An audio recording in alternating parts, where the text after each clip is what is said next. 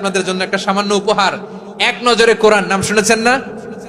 অনেক বছরের পরিশ্রম আমার, পুরো কোরআনকে 600 পৃষ্ঠার মধ্যে। ডক্টর মিজানুর রহমান আজহারী সাহেব, ওনার একটা নিকটবর্তী সময়ে একটি বই বের হয়েছে। এই বইটা এক নজরে কোরআন, এটি আরেকটি বইয়ের কপি, যে বইটির নাম হলো মাআলিমুস সুয়ার। এমন একটি বিষয় টপিক নিয়ে আপনাদের সামনে কথা বলবো, যে বিষয়টি হয়তো ইতিমধ্যে আপনি জানেন বা জানেন না। জানলেও শুনুন, না জানলে তো আপনার জন্য অতীব গুরুত্বপূর্ণ বিষয়। কিন্তু যে বিষয়টি, বিষয়ের বক্তা সম্পর্কে আপনি ভালোভাবে তাকে চেনেন, জানেন, তার সম্পর্কে আপনার আইডিয়া আছে। বিষয়টি হলো, আমাদের বর্তমান সময়ের সবচেয়ে বড় বাংলাদেশে যিনি দায়ী, বিশ্ব স্কলার, ডক্টর মিজানুর রহমান আজহারী সাহেব, ওনার একটা নিকটবর্তী সময়ে একটি বই বের হয়েছে। এখনো প্রকাশিত হয়েছে কিন্তু পাবলিশড হয়নি, হচ্ছে, যে এক নজরে কোরআন। এক নজরে কোরআনটা উনি প্রেস কনফারেন্সে বলেছেন যে এটা ওনার নিজের লিখিত কিতাব। এখানে বেসিকলি আমি কোরআনের 114টি সূরার সার নির্যাসকে নিয়ে এসেছি। পুরো কোরআনকে যদি সামারি করা হয় বা কোরআনের কি ফ্যাক্টগুলোকে যদি নোট ডাউন করা হয়, ওইটাকে যদি সুন্দর করে ডিজাইন করে সাজানো হয়, তাহলে যেটা হবে সেটাই হচ্ছে এক নজরে কোরআন। এই কাজটা আমরা করার চেষ্টা করেছি। আজকে আমরা জানবো এটা কি ওনার নিজের লিখিত কিতাব, নাকি এটি কারো থেকে কপি করে এখন বলতেছেন নিজের। শুরু থেকে বলি নেই, এটি আপনার সামনে আমি খোলাসা করে দিব, এর আগ পর্যন্ত আপনি ধৈর্য সহকারে শোনার আবেদন রইল। মুহতারাম ভিউয়ার্স, এই বইটি উনি দেখেছেন আপনি যেখানে হোটেলে, যখন উনি এটা প্রেস কনফারেন্স করতেছেন, তখন বলেছেন যে এটা আমাদের জন্য উনি নিজে লিখেছেন, সহজতর করার জন্য একটা কোরআনের সূরার সার নির্যাসকে একটা জায়গায় তুলে ধরেছেন। এ পর্যন্ত আপনার সামনে ওনার এই বইটার সূরা ফাতিহার প্রথম 2টা পৃষ্ঠার পিডিএফ বের হয়েছে। আপনি এটা দেখে থাকবেন, না হয় ডিসক্রিপশনে দেওয়া থাকবে, আপনি দেখে নেবেন। এই 2টা পেজ আপনি দেখেন, সূরা ফাতিহা লিখা, পাশে 4টা চিহ্ন দিয়ে মক্কি সূরা, আয়াত এত, এটা এমন সে নাজিল হয়েছে, এমন এমন লিখা। তারপরে এক নজরে ফাতিহা, তারপরে ব্যাখ্যাটা লেখা দেওয়া আছে।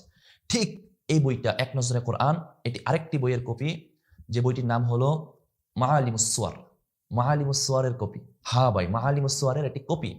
মাআলিমুস সুয়ার বইয়ের লেখক হলেন ডক্টর ফায়াজ বিন সাইয়ার আস-সারির। ফায়াজ বিন সাইয়ার সাইয়াফ আস-সারির, ওনার এই বইটির লেখা। উনি সৌদি আরবের একজন লেখক। ওনার সম্পর্কে তাহলে শুনেন কিছু। উনি সৌদি আরবের একজন বিদগ্ধ আলেম, নিবৃত্তচারী কোরআন প্রেমিক। ওনার কোরআন নিয়ে অসংখ্য কিতাব আছে। মাআলিমুস সুয়ার, এটি ওনার লিখিত কিতাবের মধ্যে সবচেয়ে আলা মানের, সবচেয়ে উন্নত মানের। আপনি এই বইয়ের ডাউনলোড লিঙ্ক আপনি পেয়ে যাবেন। আপনি যদি এক নজরে দেখতে চান, তাহলে আপনি একটু ঢুকে, ডাউনলোড লিঙ্কে ঢুকে আপনি দেখবেন, কিতাবটা দেখে আসবেন যে একদম same to same, design by design সবকিছু কপি করে দেওয়া আছে। মাআলিমুস সুয়ার যিনি লিখেছেন, আমি আপনাকে এই ব্যাপারে কয়েকটি তথ্য দিই। লেখক হলেন শেখ ফায়াজ বিন সাইয়াফ আস-সারির রাহিমাহুল্লাহ। উনি সৌদি আরবের আলেম। উনার বইটা আরব আমিরাত সহ বিশ্বের যে কোনো প্রসিদ্ধ সব লাইব্রেরিতে আপনি পাবেন। বাংলাদেশেও পেয়ে যেতে পারেন। এটার দাম 2 থেকে 3 হাজার টাকা পড়বে একটি কিতাব। এই হলো কিতাব। ওনার আরো অনেকগুলো কোরআন নিয়ে লেখা আছে, বই আছে, আমি আপনাদেরকে পড়ে শোনাই।